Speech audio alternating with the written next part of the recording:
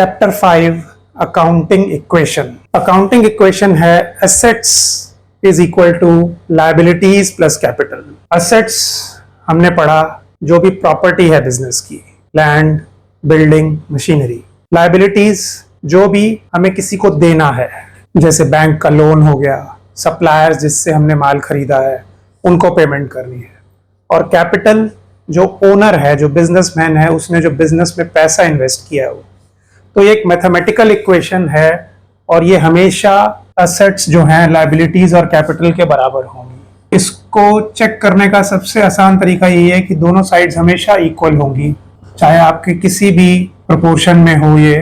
तो आप हमेशा हर स्टेप पे चेक कर सकते हैं कि क्या एसेट्स जो हैं वो लायबिलिटीज और कैपिटल के बराबर हैं। अब हम एक एग्जांपल से इस अकाउंटिंग इक्वेशन को करेंगे और समझेंगे। Assets is equal to liabilities plus capital. किसी बिजनेसमैन ने बिजनेस स्टार्ट किया 10,000 रुपए कैश से। कैश जो है वो हमारा एसेट है। कैश वो हमारा बिजनेस में आ गया 10,000 रुपए, और बिजनेसमैन ने जो अपनी कैपिटल का कंट्रीब्यूशन किया है वो भी 10,000 रुपए। लायबिलिटीज कुछ नहीं है, 0। उसके बाद उसने एक मशीन खरीदी 2,000 रुपए की, तो मशीन भी हमारी एसेट है।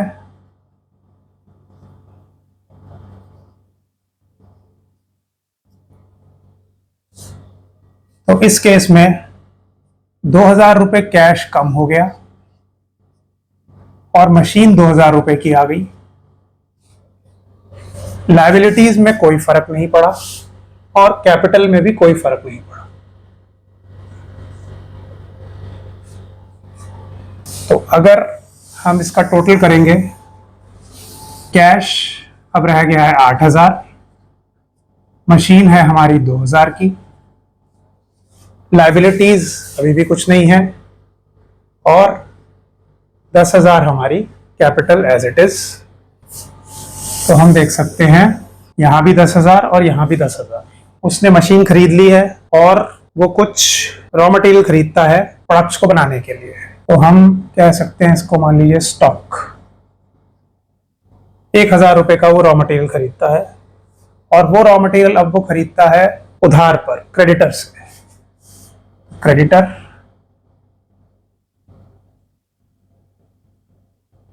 स्टॉक जो है मेरा वो 1,000 रुपए यहां बढ़ जाएगा और क्रेडिटर भी मेरा 1,000 रुपए से यहां बढ़ जाएगा।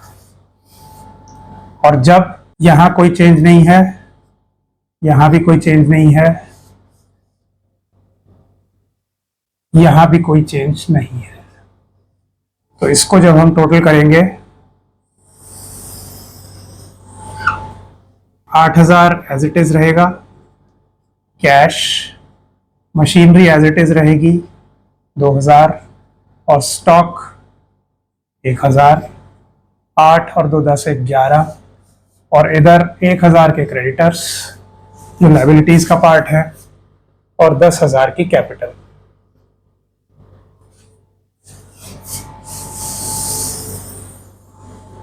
तो समझने के लिए कि ये हमारा टोटल लाइन है, एक यहाँ पर ऐसे मैं एरो लगा रहा हूँ।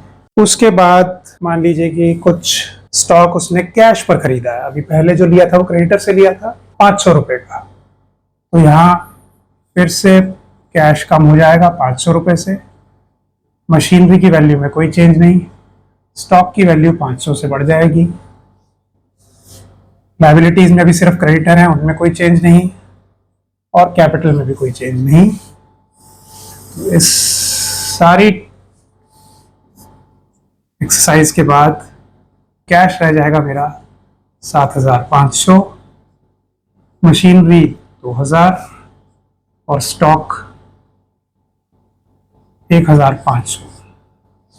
और इधर लायबिलिटीज में जिसमें सिर्फ क्रेडिटर्स हैं 1,000 और कैपिटल 10,000। तो 7,500 और 2,000 9,500, 10,000 11,000 और यहाँ भी 11,000। अब एक सेल की ट्रांजैक्शन देखते हैं। एक सेल की, उसने जो स्टॉक था 500 रुपए का स्टॉक 1,000 रुपए में बेचा। अब उसने स्टॉक जो था उससे प्रोडक्ट मैन्युफैक्चर किया, अब 500 रुपए का जो माल था वो 1000 रुपए में बेचा उधार में, तो हमारे डेटर्स आ जाएंगे। 500 रुपए का हमारा स्टॉक कम हुआ, 1000 हमने उधार में माल बेचा है तो डेटर्स से हमें लेने हैं, और 500 रुपए का हम यहाँ पर प्रॉफिट अर्न कर रहे हैं जो कैपिटल में ऐड हो जाएगा। लायबिलिटीज में क्रेडिटर्स में कोई फर्क नहीं आएगा, कैश नहीं आया, कैश में भी कोई फर्क नहीं आएगा, और मशीनरी में भी कोई फर्क नहीं आएगा। इसको जब हम टोटल करेंगे 7500, 2000, 1000 और फिर से 1000, और इधर 1000 और 10,500। तो इस साइड का हम टोटल देखते हैं, 7 और 2 9,500, 10,500, 11,500, और यहाँ भी 11,500 और 11,500। अब नेक्स्ट ट्रांजैक्शन में उसने कुछ टैक्सेस पे किए कैश में, और लेबर को कुछ वेजेस दिए जिन्होंने ये प्रोडक्ट बनाया था। 500 के टैक्सेस दिए और 500 के ही वेजेस दिए लेबर को कैश में। तो 500 प्लस 500 1000, यहां से हमारा कैश कम हो गया। मशीनरी पे कोई इम्पैक्ट नहीं, स्टॉक पे कोई इम्पैक्ट नहीं, डेटर्स पे कोई इम्पैक्ट नहीं, इधर लायबिलिटीज में क्रेडिटर्स पे कोई इम्पैक्ट नहीं, और जो हमारी कैपिटल है क्योंकि वो के यहां से निकल रहा है तो वो 1000 यहां से कम हो जाएंगे। इसका फिर से हम सम टोटल लेंगे तो 6500 प्लस 2000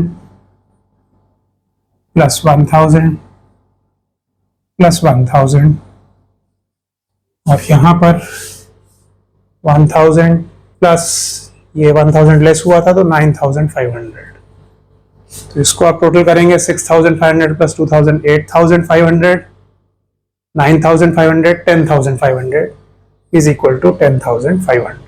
अभी जो नीचे टोटल था उसको मैं ऊपर ले गया हूं अगले ट्रांजैक्शंस के लिए। अब जो बिजनेसमैन था उसको अपने पर्सनल खर्चों के लिए कुछ पैसों की जरूरत थी, तो उसने पैसा निकाला ड्राइंग्स से 800 रुपए, तो कैश कम हो गया 800 से, और इधर उसकी कैपिटल भी कम हो गई 800 से।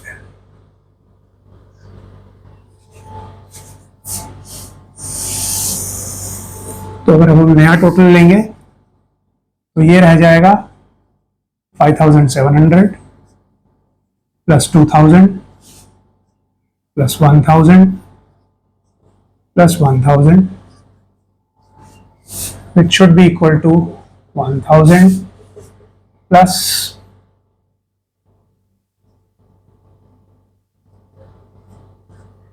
तो अगर आप टोटल करेंगे 7700, 8700, 9700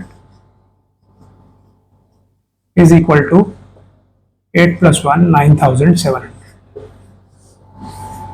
तो accounting equation assets is equal to liabilities plus capital, हर स्टेज पर हम चेक कर सकते हैं कि हम सही जा रहे हैं, हमने कोई गलती कर दी, क्योंकि हर स्टेज पर हर ट्रांजैक्शन के बाद दोनों साइड्स मैच होंगी। अगर मैच नहीं हो रही हैं तो यानी कुछ गलती है, और हमें इसलिए हर स्टेप पर उसको चेक करते जाना है। एंड हमारी अकाउंटिंग इक्वेशन से ये हम कोई भी प्रैक्टिकल प्रॉब्लम सॉल्व कर सकते हैं।